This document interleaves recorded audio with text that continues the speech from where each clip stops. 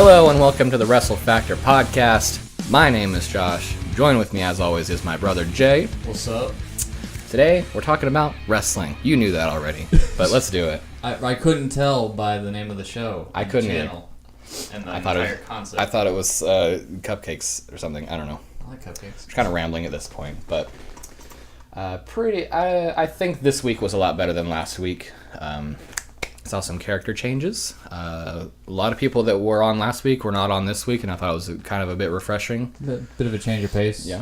It actually seems like we're going somewhere with storylines. Yeah, I kind of felt that too. Like they weren't stalling so much this week. So let's run down some major points that happened this week. Obviously on Raw, it kicked off with Seth Rollins and Triple H. They were going to do sort of a mini tournament, 2 triple threat matches. The winner of each one would face off in the main event. Winner of that match would then go on to face Seth Rollins for the Universal Championship at Money in the Bank. Which I was sort of confused whenever I started watching Raw. I thought they already had the number one contender match set up. And so whenever people kept coming out, I was kind of confused. And then I realized, it's like how they did a couple of years ago where they were going to do 2 triple threat matches. And then those 2 would face each other. Yeah, so after that it started off, the first triple threat match, Rey Mysterio, AJ Styles, and Samoa Joe. AJ got the pin, so he would then go on later in the night. The other triple threat match, which happened a bit later in the show, The Miz, Baron Corbin, and Drew McIntyre had their triple threat later on. Baron Corbin won that, so AJ and Baron Corbin went to the main event, which we will come back to in a minute. Yeah. I'll say right now, both those triple threats, both pretty good. Yeah, I liked them. Not too much expectation. I like the ending to the Styles Mysterio Joe match, and I didn't really have high hopes for the other triple threat, but it actually delivered. Fun little match. Mm-hmm. It's a nice way of being able to save McIntyre for a world title shot down the line instead of having to do it right away. Yeah. So we got another Iconics promo. I gotta say, I love the Iconics. They just I've come around to them, definitely. I didn't like them very much in NXT. They weren't. I don't feel like they were featured that much. No. At least I wasn't watching it that much when they were in there. But the more that I see them on the main roster, the more I'm into their act. Yeah. The line that they had on SmackDown where she was like, "I drank an entire gallon of water," like that cracked me up. Just how ridiculous it was. Yeah. It's really good. But my only problem is I hope this is like they're building towards something with this, but they're losing every week on both Raw and SmackDown. So if they're like working towards something, fine. I can't really see what that is, but it's like weird to think of how in wrestling, like, it's really the only sport where the champion can compete in a non-championship sense. Like any other sport, if a champion is competing, like, their title's on the line. Yeah. So whenever you look at wrestling and you see that champions can lose all the time, but then just win whenever it counts, like, I don't know, it kind of diminishes it a bit. Yeah. Yeah.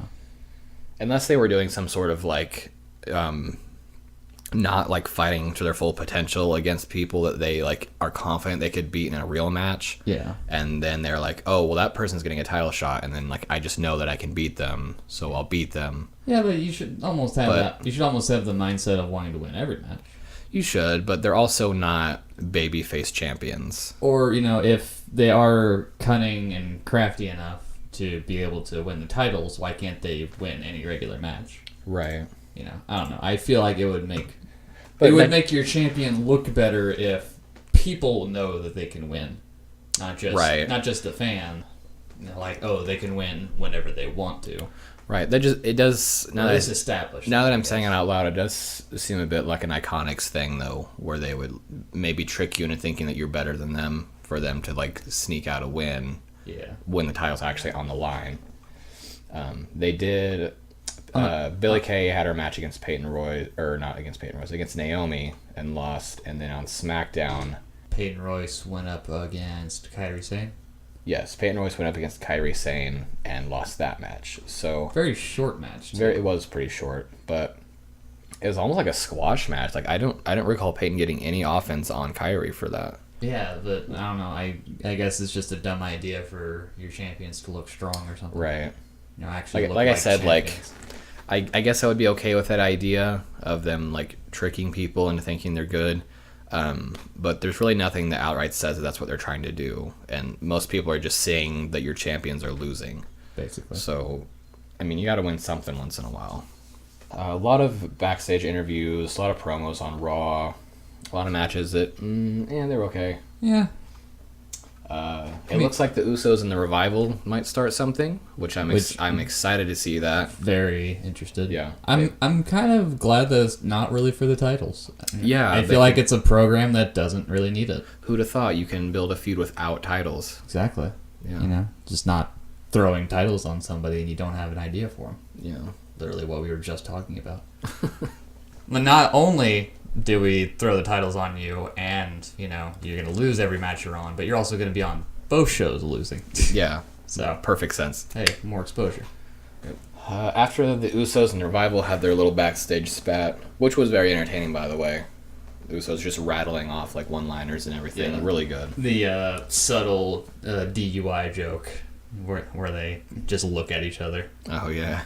The Uber's outside, don't drink and drive. Look at each other and continue. that was great. After that, we got the Viking Raiders came out. Another name change within 2 weeks. Are you happier with that instead of the Viking Experience? It's still not great, but it is much better than the Viking Experience, which... It's a bit of a compromise. A little bit, yeah. Viking Raiders, like... It sounds a little redundant. Let's just throw a couple tough names together. Pretty much. That's your tag team name. It is better than Viking Experience. I'll take it. Yeah. But the Viking Experience is their finisher. It's now their finisher. Which now it actually does sound like an amusement park ride. Which I'm okay with it being the finisher name. Yeah. Because they were going to have a match with the Lucha House Party, but they beat them down instead, and there was no match. End of that segment. Viking Raiders looking dominant still. Yeah. I love them, by the way. Yeah. I've been... NXT, though, last week, they were on NXT in a backstage like skit with the Street Profits, and they were still wearing their War Raiders shirts, which makes me think that, it was still one of those pre-taped shows. Probably. But they didn't address them as either or. So, Nigel referenced them as the Viking Experience when they were doing like a recap thing for their debut. But I'm curious to see how they're going to address that going forward. If they're just called the War Raiders until this set of tapings is over, and then on the next set they're going to be the Viking Raiders? Probably something that wasn't really brought up during that set of TV tapings. Yeah. For that main reason of they knew that their name was going to be changed, they just weren't sure yet. Well, I heard that their name was changed the day of their debut. Most likely. That seems like a Vince thing to do. Why do you think they were called the Viking Experience? Yeah, it's because that's all you could think of in 5 minutes. You can't have war in your name. YouTube doesn't like that. But we can call people the War Goddess, or have a show called War Games, or... Yeah, but you're not searching for that. Whatever. It's all dumb. It's all dumb. But once again, hopefully, if they're good enough, they'll be able to look past that. Next, we got another promo from Becky Lynch, interrupted, of course, by Lacey Evans. Becky Lynch making sort of snide comments about her quote-unquote favors for management backstage, and then she kind of tossed a little, like, sideways glance. Ha ha ha ha, cheeky. I don't know, honestly, like, I don't mind the joke. I honestly don't know if it fits for Lacey Evans, though, unless you're trying to make her look like a hypocrite. I don't know. I feel like she's a heel just mostly in the sense of her character is what the audience doesn't want to see, Right. Lacey interrupted again, and then Lynch had her match against Alicia Fox. I thought this match was very sloppy. A little disappointing. Well, because obviously it wasn't all Lynch. I know Becky can have good matches, but they went for a Hurricane Rana spot. Alicia was, I don't know what you call the positions or whatever, but Alicia was doing the spin, and she botched it, and they kind of like stumbled into this, throwing Becky out of the ring thing, and then they just like After that, they just kind of paused, like didn't really know what to do next. Yeah. The crowd went dead silent. Which you think from, two people that have close to 20 years of experience, that should be no problem. You'd think, but I mean, yeah, accidents happen, but it just felt like they didn't vibe together through the whole thing. No. Particularly that spot. But to be honest, you look at Alicia's track record in WWE, even just in the past year or two, it's not the greatest. Yeah. Honestly. If anybody should have a NXT boot camp or whatever, I think Alicia Fox should go through there. Yeah. Just get the basics back down. Maybe, honestly, just stick her back in NXT. Yeah. Just make her a trainer. Hell. I don't know. I do feel like they kind of keep her around a sort of jobber material, for the reason of putting someone else over. Yeah. I don't know. There's just really not much to her. There's really not. I hate to say that. They've tried a couple different things with her, but she's just never really materialized past it. But hey, she's a trailblazer. Been there for She's been there for a decade. Next, we got back-to-back segments of character changes. We had a match between Ricochet and the new glorious Robert Roode, and they really stressed that he is called Robert now and not Bobby. So dumb. I actually really like this change. Obviously, it's a direct rehash of ravishing Rick Rude.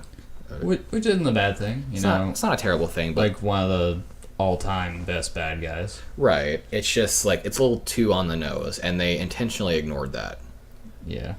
Everyone can obviously make the similarities, but he got rid of the beard. He just has a mustache now. It's not bad. And apparently, at least from the pre-taped promo before the match and how he acted in the ring, Rude seems like a definite heel now. Which I'm glad to see. He definitely works better as a heel. He was really good in NXT as a heel. Even going back past that, watching him in Impact as the It Factor, definitely much better doing heel work than as a face. Just, you don't believe it whenever he's a good guy. Yeah, he just kind of... I'm not saying he's bad at being the babyface, but it's a little bland. He's not the character I want to see when he's a babyface, especially if he's tagging with someone else that they just Frankenstein that team together. Yeah. Chad Gable. Yeah, pretty much. If you're gonna actually put him with some sort of, I hate to say it, charismatic partner, not saying that Chad Gable doesn't have any sort of character, but Chad Gable's really good. Yeah, he's more of the in-ring. Obviously he's not gonna be much of the talker. Yeah. But I don't know. Yeah. After that, we finally got Bray Wyatt's quote-unquote return. It was a video package. This was really confusing, but also really entertaining. I didn't understand it when I first saw it, and then I've heard a couple of other people's opinions on it, thinking it's a really great idea, and I do think it's very interesting. It's a type of character that we haven't seen. But at the same time, with the way WWE does things, I'm always skeptical at first. Right. But I'm willing to give them time. Right. This obviously seems pretty thought out for once, and I definitely see it going somewhere. I think a lot of people, like myself, put the similarities to it and Pee-wee's Playhouse. But also looks like he's obviously got his demons inside still. Yes. The gloves that say hurt and heal. He's got the chainsaw. He's saying, that man is dead now. They wouldn't say dead on Pee-wee's Playhouse. Yeah, but, between, the demonic undertones and him, talking to himself still. Right. He's also lost a lot of weight. Yeah, he looks in really good shape now. Looks very slim. So I'm interested to see how it'll carry over to his ring style now. Yeah. Is it gonna be that cliche the bell rings and that's when he goes crazy, but once the bell rings again he's back to normal? Will he still have this children's host demeanor? Yeah. I'm more interested to see the actual wrestling aspect of it, because another thing that got me thinking is the video packages that came before this with the bird in the box and then the doll and everything were obviously very dark videos. Yeah. So which makes me think that, there is going to be that dark side of him. Maybe that will I don't know, maybe something that takes over and he just doesn't realize it or something, or... I think you just watched that "Don't Hug Me, I'm Scared" video of like all the puppets just going insane. And it's like, I haven't seen that, but maybe I should. Yeah, really excited to see where it goes. I'm also curious if he's going to revive the Wyatt family in some capacity. Obviously, Luke Harper requested his release. A lot of people are expecting that he'll get it. Eric Rowan, while he hasn't been on TV, has been paired with Daniel Bryan in an entirely different gimmick. Mm-hmm. So I don't see them coming back. But there were rumors that now that Sanity has disbanded and Eric Young is on Raw, Nikki Cross doesn't have a defined brand, that the three of them will pair up and make a new Wyatt family. But I don't know. We'll see. I think a Wyatt, just a rehash of the Wyatt family, maybe not so much, but something new and why not finally just bring out Sister Abigail? Right. Like, people talked about that for so long, and we never really got that. I don't even know if we will now with this. Well, with this rehashed character, and now he's adding in like these new puppet characters that almost I don't know if the Wyatt family will really be a thing now. I don't know. A lot of people, this was a couple years ago, I think, but a lot of people were thinking that Paige could have been Sister Abigail. I think that would have been a little too predictable. Maybe. To be honest. I could see them using Nikki Cross for it now, but I also feel like they kind of fudged it up the first time because they finally were going to bring it out, and then it was just him in drag, basically. Yeah.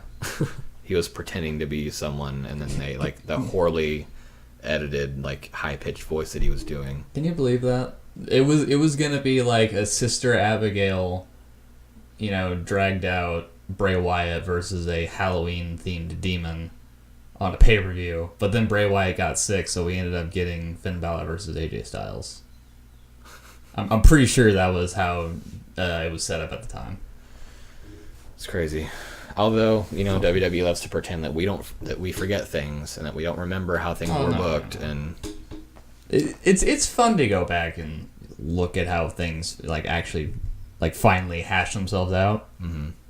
Seeing stuff as it happens and then trying to give them the benefit of the doubt, and then 6 months down the line we're into the 10th match of a single series, and I'm tired of seeing people get kicked in the balls every month. Yeah. But looking back at it, I don't know, it's a different appreciation for it. Yeah. It's still just understanding it's entertainment. Mm-hmm. Some stuff works, some stuff doesn't. It's hard to write so much wrestling week to week. It is. Never really having a day off. So. Especially if your boss just comes in and rewrites everything for you. So yeah, it's pretty much finding those gems. Yeah. I don't think anybody really thought of Kevin Owens and Chris Jericho. And yet, a year or so later, whenever the Festival of Friendship rolls around, that's probably one of my most favorite Raw segments of all time. Definitely the best segment of their team for sure. Probably the best segment of 2017, at least. I think so. That was fantastic. So plus it continues that line of betrayal that Shawn Michaels started. Kicks Marty Jannetty through a glass. Chris Jericho then throws Shawn Michaels through a TV. Now Chris Jericho is being thrown into the Festival of Friendship glass by Kevin Owens. So yeah. So we'll see who turns on Kevin Owens in a couple of years. Whenever the Young Bucks finally debut and super kick him through that 50-foot tall Titantron or whatever. Yeah, that'd be great. I think it'd be more than a couple of years if we were to see that. But, you'll probably see Kevin Owens. We'll come back around later in the show to Kevin Owens betraying people. Yeah. So. Last segment of Raw, the main event: Baron Corbin versus AJ Styles to determine the number one contender for the Universal title. Not a bad match. I'm not a big fan of Baron Corbin, but I love when he hits the deep six. It looks really good. His finishing maneuvers are very good looking. However, the rest of it needs work. Yeah. I think for a character change, this just didn't work with Baron Corbin. I feel like some people's heel work works better when they interact with the crowd, and some people are better when they ignore the crowd. I feel like Baron needs to do more ignoring the crowd, because he's constantly trying to pick at them, or he like, you see him walk down to the ring, he like waves off a fan or whatever or something. It's like, if you just, people hate when they don't get acknowledged when they're hating on something. So I feel like if he starts ignoring them, he might get a bit more heat. Like he'll actually get heat, not heat, not just this guy's boring, get him off my television. Like more or less booing the actual person portraying the role than the actual character. Yeah. Like if you had some other 7-foot tall dude come out calling himself Baron Corbin, people might actually cheer him. Yeah. Like Sami Zayn, like this new heel gimmick he has where he's like blaming everyone. That's reliant on him interacting with the crowd, but it works for him. Yes. So like it's what's needed to make that character work. Because whenever he was the face, there was a lot of crowd interaction. Now it's Corbin. He didn't really get the best reaction whenever he returned, so I feel like it does work. It does work. So, but which really sucks. Corbin is all like, look at all my accomplishments, look at how great I am. But to be honest, he doesn't really have a whole lot to show for it in the WWE. Like, pretty much. Yeah, he's a Money in the Bank winner. He's one of 3 people to fail to cash it in. Something like that. I don't care. He definitely has the worst attempt at it. Right. I don't care that he was a boxing champion. I don't care. Whatever. I don't care that he was U.S. champion. A lot of people have been U.S. champion, and it didn't matter. A lot of people have been U.S. champion. A lot of people have done it better. Yeah. I can't even remember who he beat for that title. I don't either.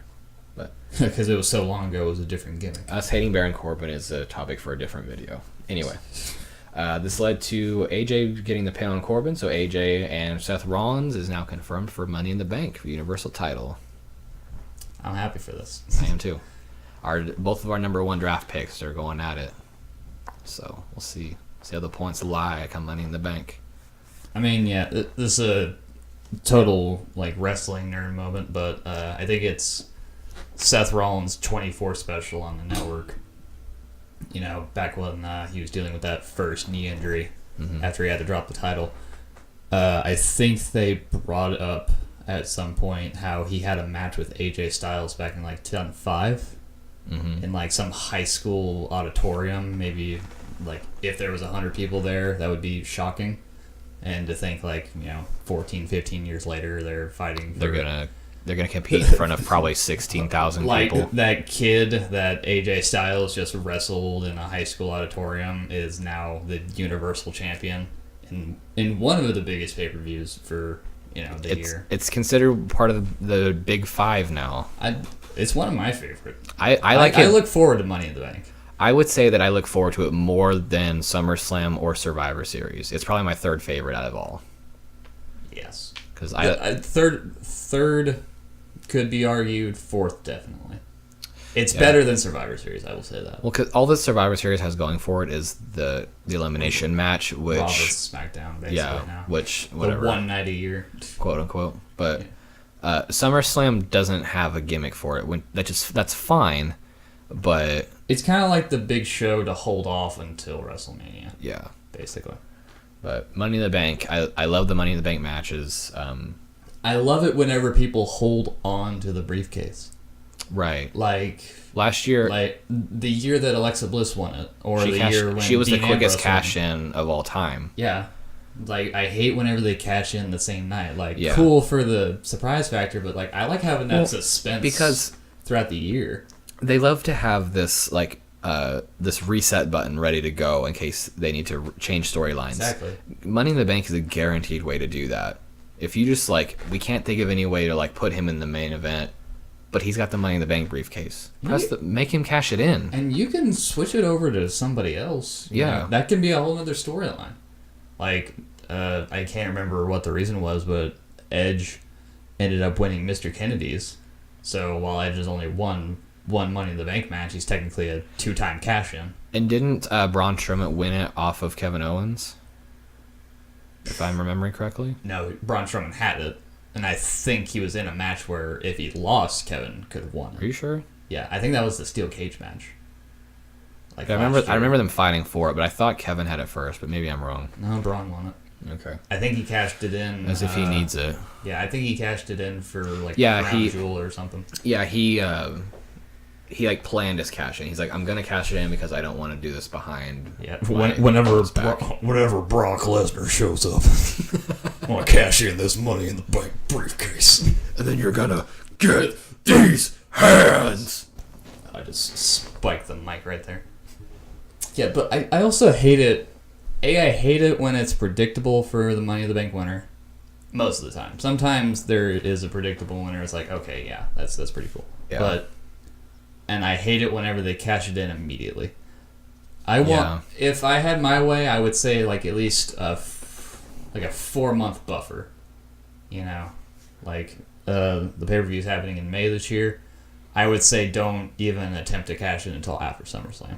Yeah. I like building suspense. I also like, as frustrating as this can be sometimes, I like when the holder like teases a cash in. They're like, oh, I'm going to cash it in. And then they get like knocked out or something. And then they like hold on to it. Like, I didn't care for Carmella having the briefcase, but her like teasing the cash in every couple weeks was like, is it going to happen now? Is it going to happen? And then she cashes in like the SmackDown after WrestleMania. Something like that, Something to that effect, and she wins.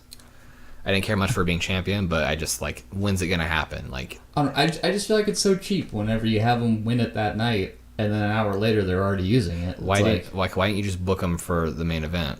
It's like getting that chance card Monopoly that you can get out of jail free, and you roll again, and you're immediately in jail, and then you use it. It's like you should wait, see how things turn out later. Yeah. You know, you have a whole year for the briefcase. Yeah. You said you have a whole year, and I didn't know if you were talking about wrestling or Monopoly because it takes that long.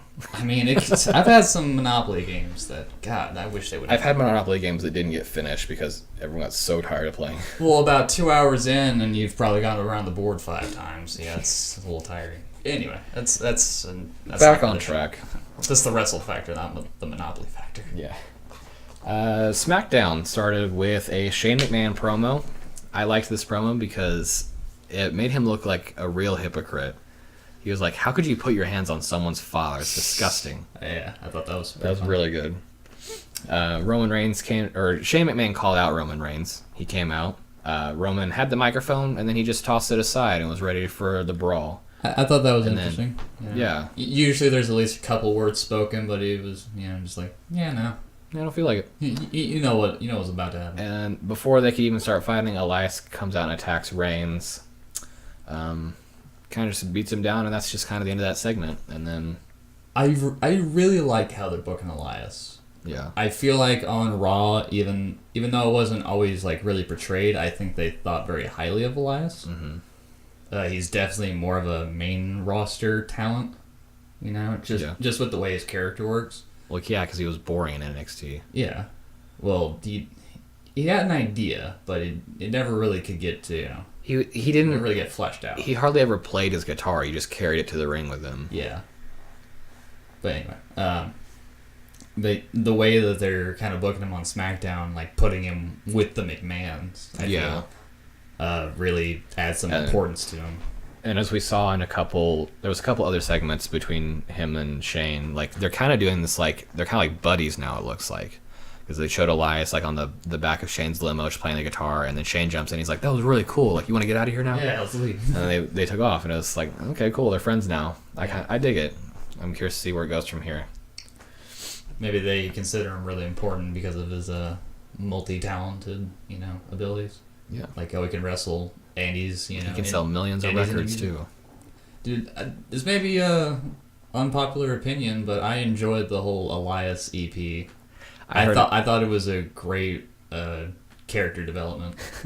I think I listened to 1 or 2 songs, but because it's still funny. It wasn't like a full-fledged like serious album. It was just like 4 or 5 like in-character songs. It's basically what he comes out to do for each crowd. He'll just pick on the crowds or whatever, but like they're full songs basically. Yeah, and there's nothing great about him. It's not a great album or anything, but it's funny. As far as working for the character, I thought it was a fantastic idea. Yeah. There was a New Day interview, nothing special. Then after that was another match between Finn Balor and Andrade, which the commentators said they were going to address why they are back on SmackDown, but then they did not. They just said that they are back on SmackDown. They didn't say what the motivation was, what the decision was for. I think it would have been simple enough to just have Zelina there to say that, like, Andrade is, like, so determined to take the belt off of Balor that he convinced the McMahons to let him back on SmackDown. That's all you really had to say. Like, even if it wasn't perfect, it's still better than this, oh, he switched back. Yeah. Why? I don't know. It's just a weird time. A lot of little things got changed like that. You know? Like Cesaro. Yeah, Cesaro. He went to SmackDown and then back to Raw. Which, you know, yeah, I mean, I don't know. Yeah. I've never really been huge on Cesaro. I don't know what it is. I can respect his work. Like, he's very good in the ring, but there's just not much to him. Unless I've just been missing something. I don't know. I don't know. It's like the thing that really sticks out in my mind from him, and it's not that great, is he does the uppercuts and he does the swing thing sometimes. Yeah. Which it bothers the heck out of me that the crowd doesn't know how to count his rotations. They're doing a duration and not a quantity. I don't think that's true either. I think they're just counting. Yeah, that's what I'm saying. Well, because when they're counting in time, like seconds. I know, but I still think they're counting wrong. Yeah, they suck. But then also, again, whenever they are counting, commentary will put over how many quote rotations he did. Yeah, that's not true. It's like 36 rotations. Like no, he's more like 20. He's maybe to 20. Yeah, but yeah. What I do like about Cesaro is, like, whenever people bring out beach balls and he'll go out into the crowd and rip them up. That like, one time. I think he did it a couple weeks ago too. Probably. I think it was the SmackDown after Mania. He did it too. It just wasn't shown on. I was getting pretty tired of those crowds. Not gonna be honest. Yeah, I really don't understand the beach ball thing. Like, I'm not for that at all. It's like, I understand after that entire weekend, like, there was a lot of wrestling. There was TakeOver on Friday.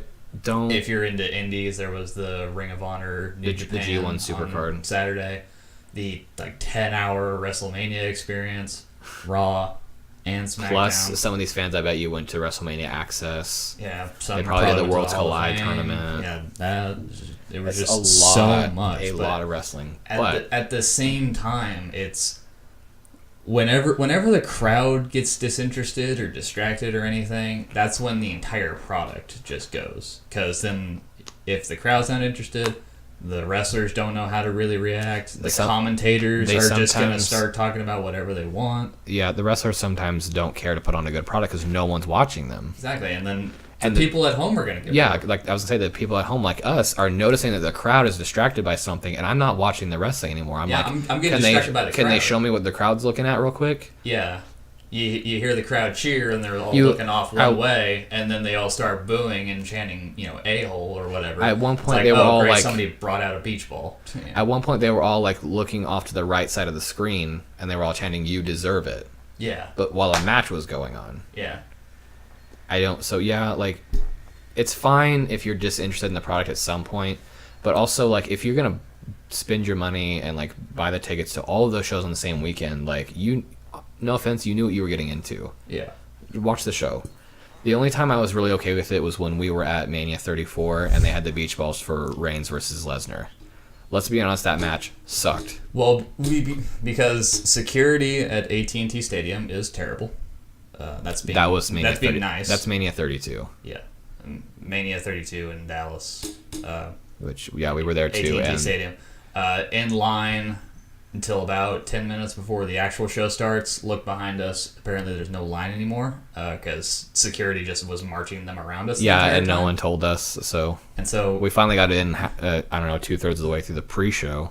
I think it was like 10-15 minutes I think they had just started the last match of the pre-show that year. Anyway. Like, we barely had enough time to find our seats. And then, that was fun. That was about 5 or so hours in, and then we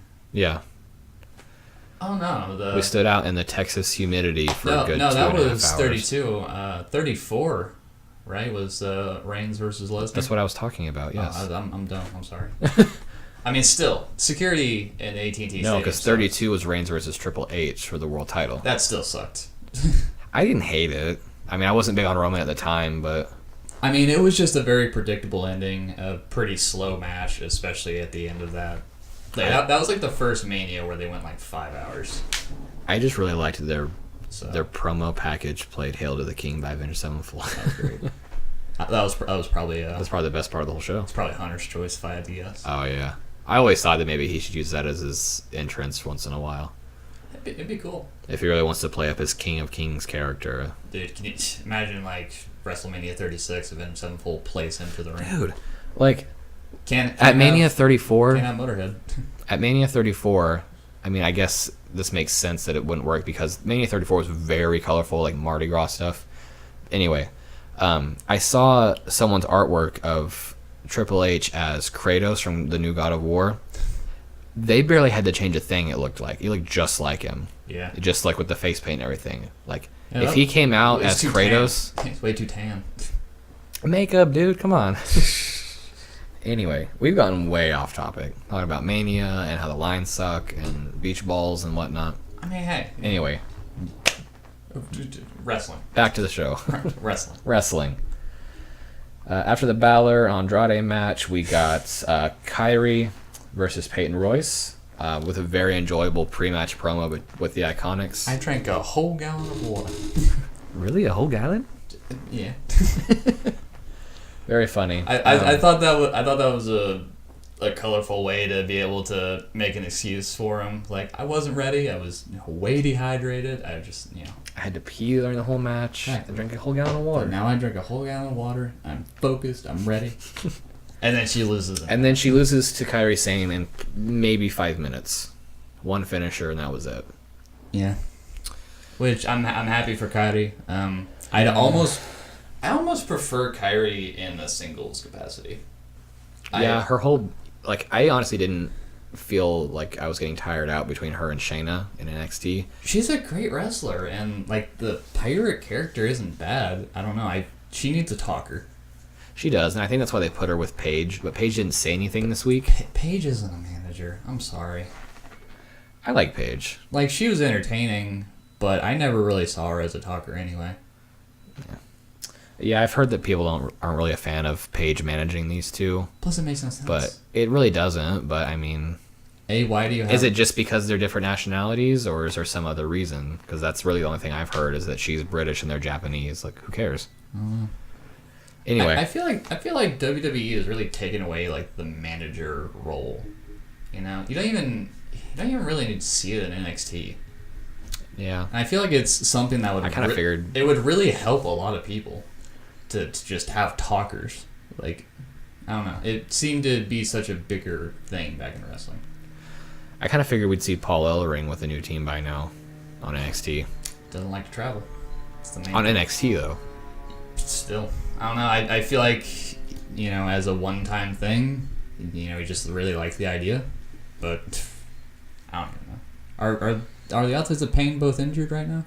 One of them is, and I can't remember which one.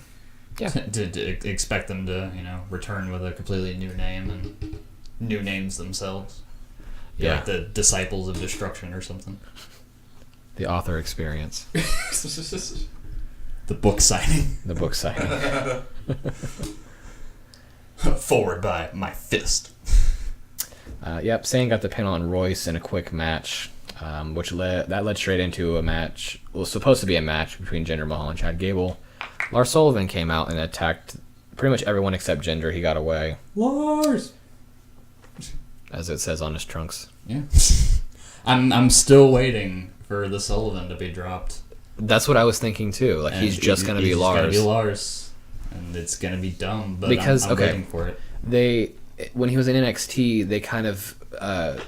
it wasn't prominent in his character, but they kept making points that he was very intelligent and sophisticated actually, and he's just muscly, kind of a brute, I guess, but he's still very smart. He's not good with communicating it. But they've made no mention of that on SmackDown or on the main roster, and they're just kind of showing him to just be this guy that just beats people up, and that's it. I mean, that's kind of how he was shown at first in NXT. Right. They would pair him up with some random tag team partner. But then that partner would lose a match for him, and then he would just go berserk and beat him up afterwards. Right. And it was an interesting gimmick. Yeah. So I think because that's all they want to do with him and just kind of drop his whole like intelligence thing, he is just going to be Lars sooner or later. Probably buy Money in the Bank. It's a start. I mean, how long did Ali go before they dropped Mustafa?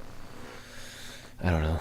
Actually, I heard a theory that it's mostly people that have like foreign sounding names that get dropped.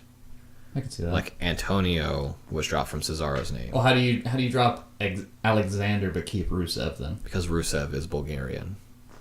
That's the foreign part of the name. Yeah. Well, I don't know. So we'll see Buddy Murphy just the only difference Buddy. was Adrian Neville.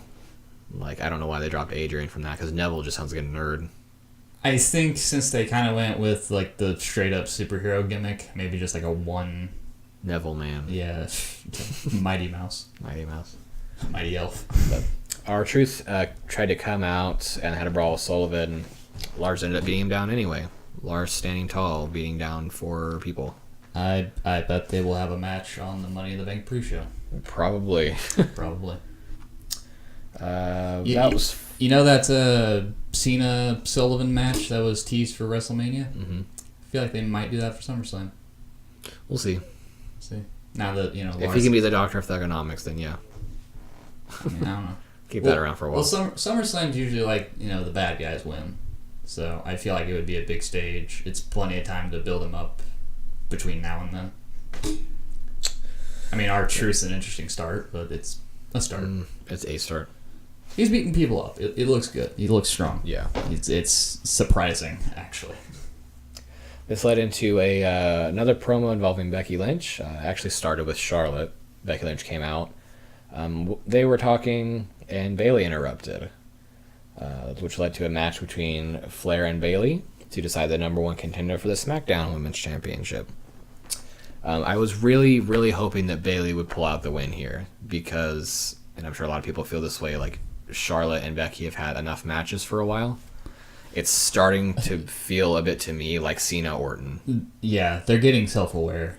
Yeah, like Becky established that herself. I'm tired of facing you. Like that was the basis of her promo. Charlotte's out there like yelling about like how she deserves to still be champion. Like I agreed to the rules, but I technically didn't lose. Yeah, but yeah, like I get honestly, the point, but at the same time, it's like you still lost. So I like Charlotte a bit, but she does feel a bit forced in this scenario. Like she just had her championship match. She's had so many matches with Becky just in the last 6 months, or maybe I don't know, since like SummerSlam last year. Yeah. I don't remember what I was gonna say. Words. English is hard. Man, the one language I can speak and I have difficulty with. Yeah. No, what I was gonna say was like this promo just from Charlotte seemed a little bit like a spoiled child in a way. She would do the thing where she was like mocking like Becky Lynch talking with her hand and mocking the crowd and saying that she deserves this and she on her one technicality she deserves like a title match or just not just a title match but to still be champion. Yeah. And then Becky coming out with real points like, just like I'm tired of facing you. Like Like give me somebody else. Like, I don't care that you've been champion more than anyone else. Like I've beaten you more times than you've beaten me. I'm tired of facing you. Give me some new talent. Give me Ember Moon. Give me Bayley. Give me someone else. Which, by the way, it's a little detail, but Bayley's ring gear has changed so much. Like it's like just much more of like a solid color. It's not so bright and flashy. I really like that. I think the whole Boston Hug thing is definitely done for right now. Yeah, I hope it is too. Like, I don't know what the whole thing with Sasha Banks is, but I'm hoping that this could at least be a start of Bayley being able to kind of switch up her character a bit and, being taken seriously again. Yeah. Because I don't know, I miss having Bayley as like a serious competitor. I do too. She was just so lost in the shuffle for so long that like do you even remember that she was Raw champ for a little while? Yeah, she was. Know who she beat for that title? Nope. Charlotte.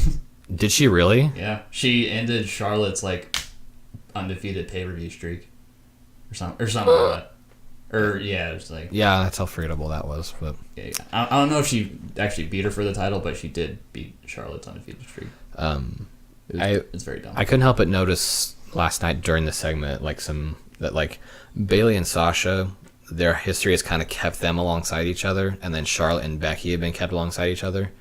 Bayley and Sasha have always been they've always teased one of them turning on the other and starting a feud. They've been friends, they've been tag team, whatever.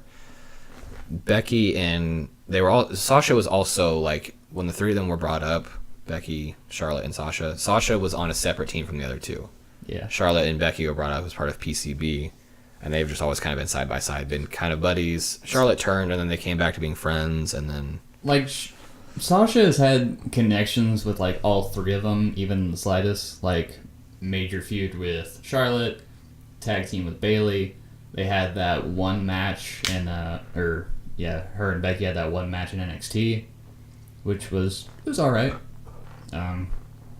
They haven't really had much. I think Bayley and Becky have obviously had the least amount of interaction with each other. Mm-hmm. Just, mostly based on their time in NXT and where they've been on the main roster. So I think just that alone would be interesting to go with a storyline.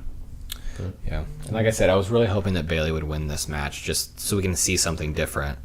And Bayley hasn't fought for the SmackDown title yet, so I don't know, I thought it'd be cool to see it on her or something, or Ember Moon or somebody, but no, Flair got the pin on Bayley, so it's now Becky Lynch and Charlotte Flair again for the SmackDown Women's title at Money in the Bank.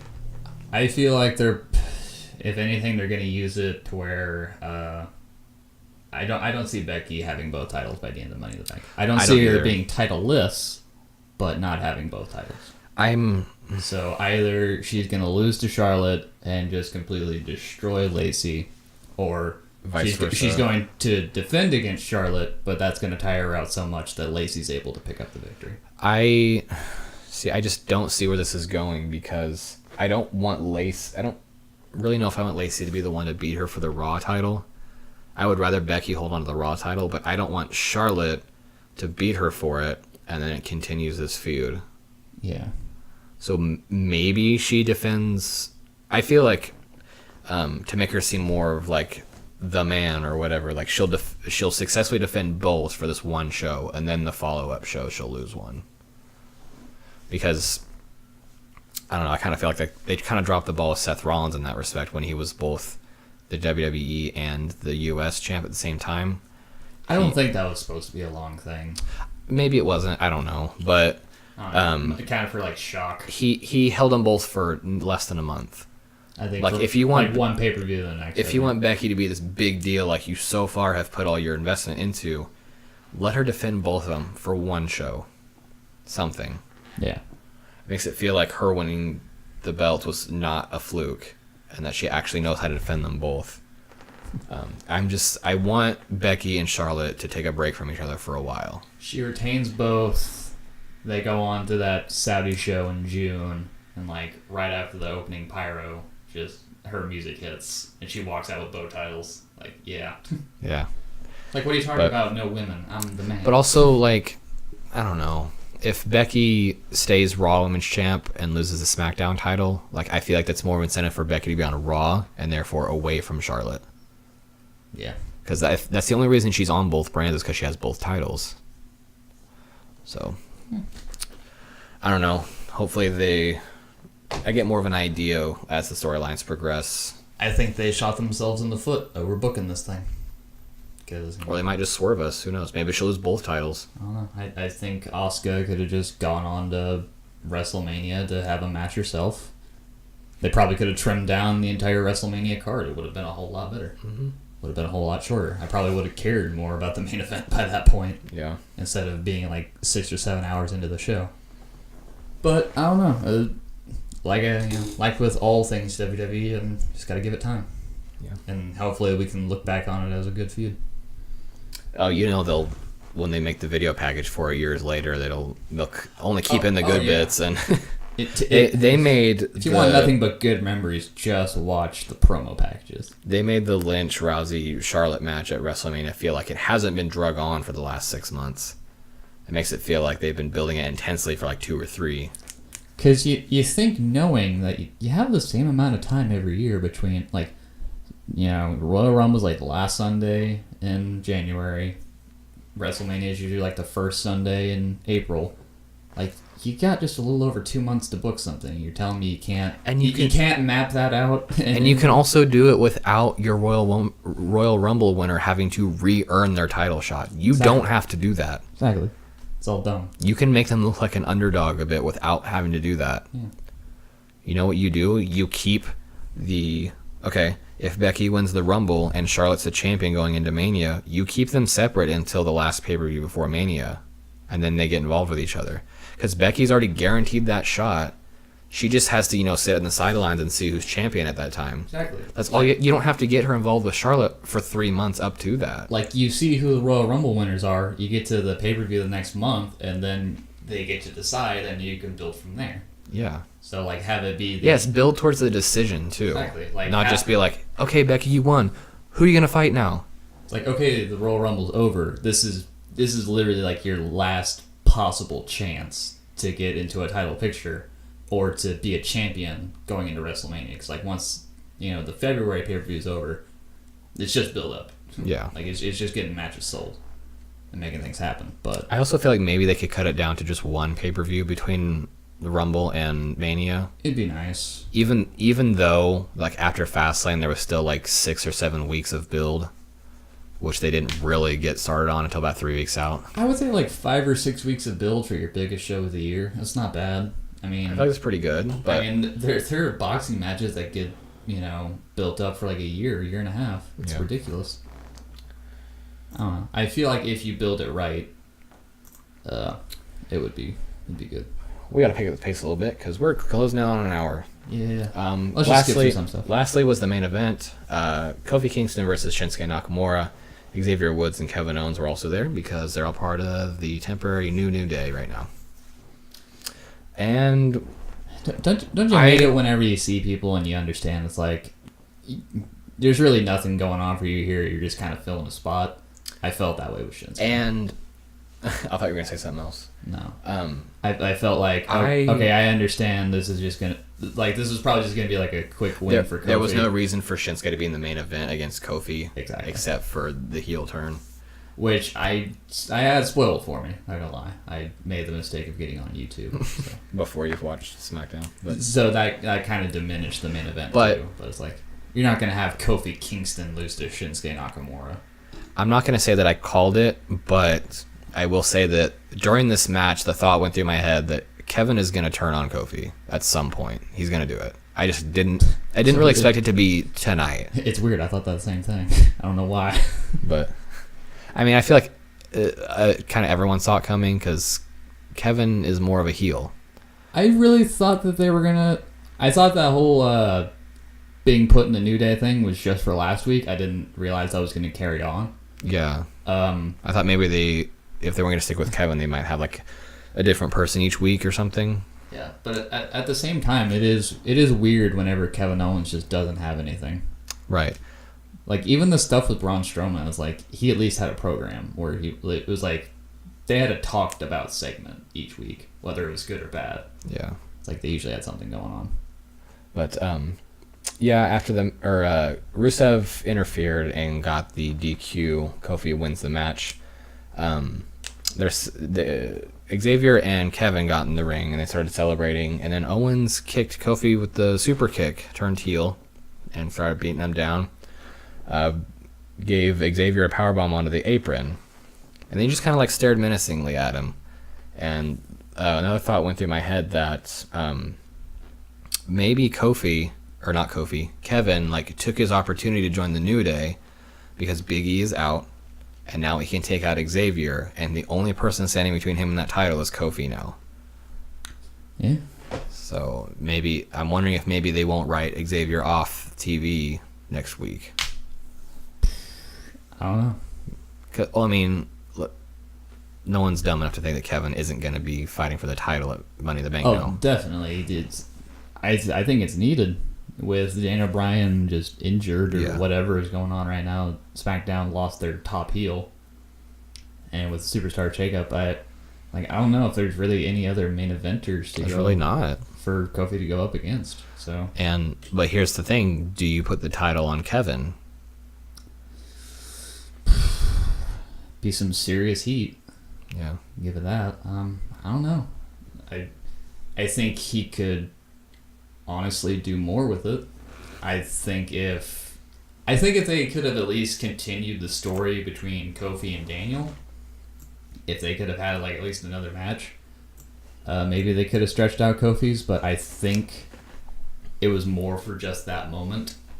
I hate to say it, I would like to see more for just that feel good Mania win, and then it's like it was kind of just put like it on someone else that was supposed to have it. Anyway. Yeah, it was kind of like a spontaneous moment, and it was just like all that natural build to it that made everybody like excited for it. Yeah. But like, okay, you've done it. But now, if you take it off of him, you can like end that before people are bored of it. Exactly. So it's like, oh, he finally became champion, but then he did nothing. Winning the championship is one thing. Keeping people's interest as a champion is another. Exactly. Because I don't know about you, I think the underdog, like chasing the championship storyline, is better than when the person finally gets the title and is then on top, and they're not the underdog anymore. I don't know. So that was Raw and SmackDown this week. Just real quick, because we've kind of gone over time. Just gonna run through the top standings and the points this week, and each of our rosters, and kind of see where we stand real quick. Before we do that, who's your favorite wrestler or like favorite segment this week, if you had to pick one? Favorite segment? I don't know. I think match-wise, I would probably say the Styles, Mysterio, Joe triple threat. I thought that was a really good match. Just straight up segment-wise, I liked the Usos little segment. Yeah. I thought that was pretty interesting. Once again, interested to see where the Bray Wyatt character goes from here, but I'm hopeful.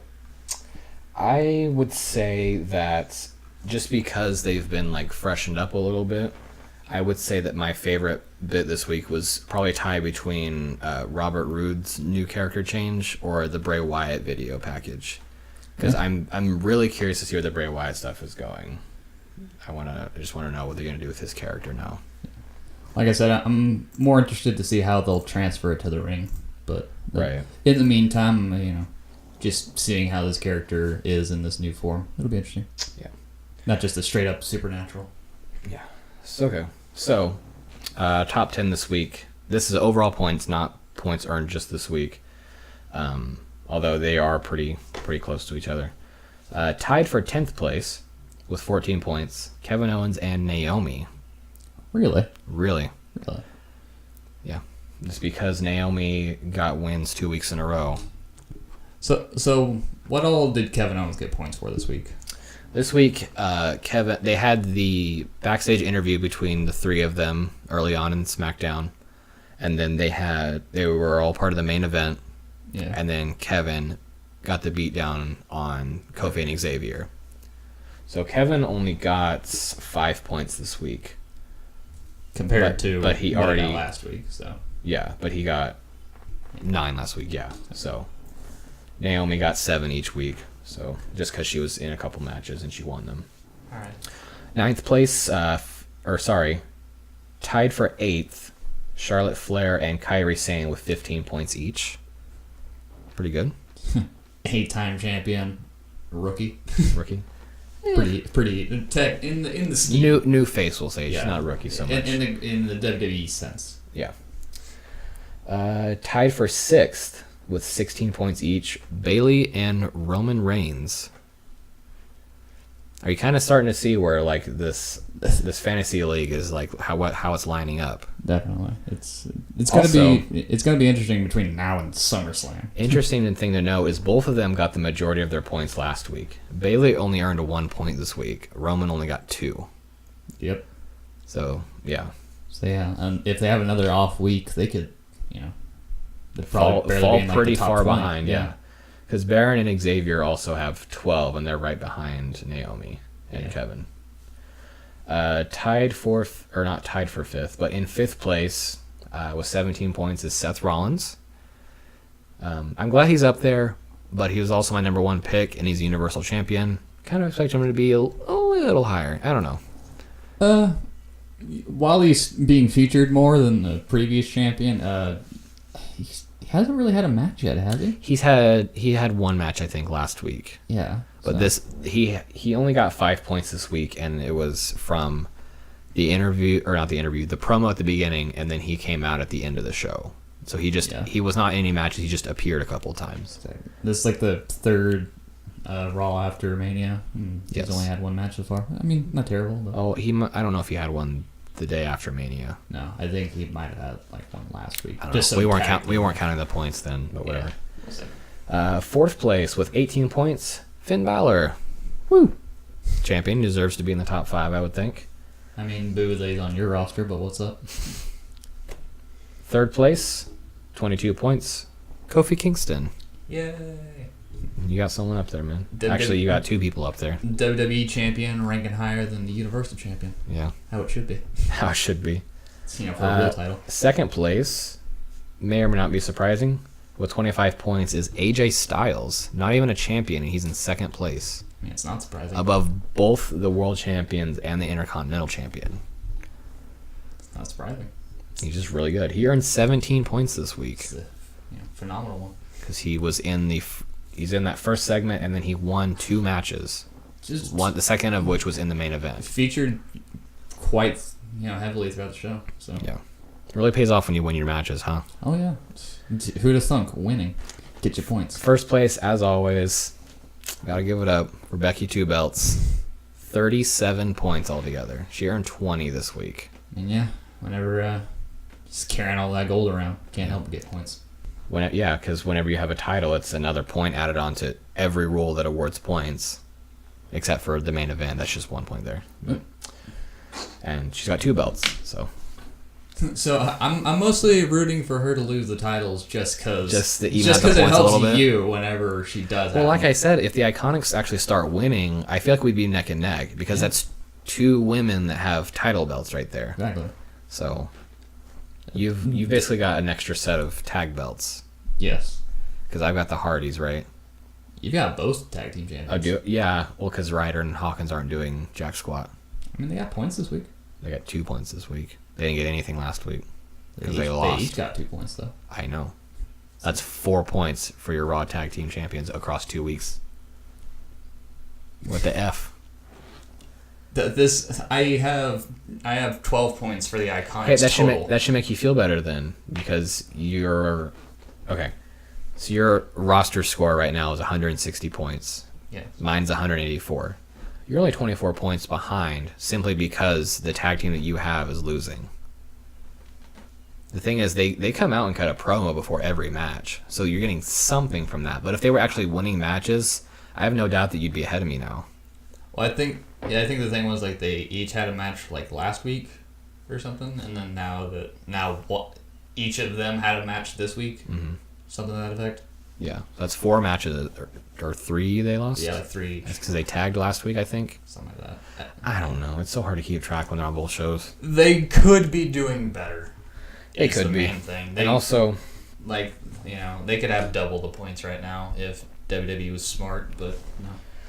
And also, both of us each have, I think, 6 or 7 people that have not even been on the show since we started the... I have 7 people on my roster that are still at 0 points. Some of which have competed, but it's only been once. But then again, this has only been week 2 of actually doing this.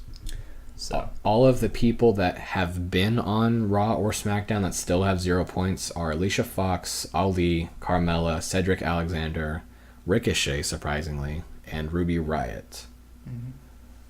There's still a few on either of our rosters that haven't shown up. Like, I have Cena and Orton, which haven't been on. You've got Sheamus, who hasn't been on.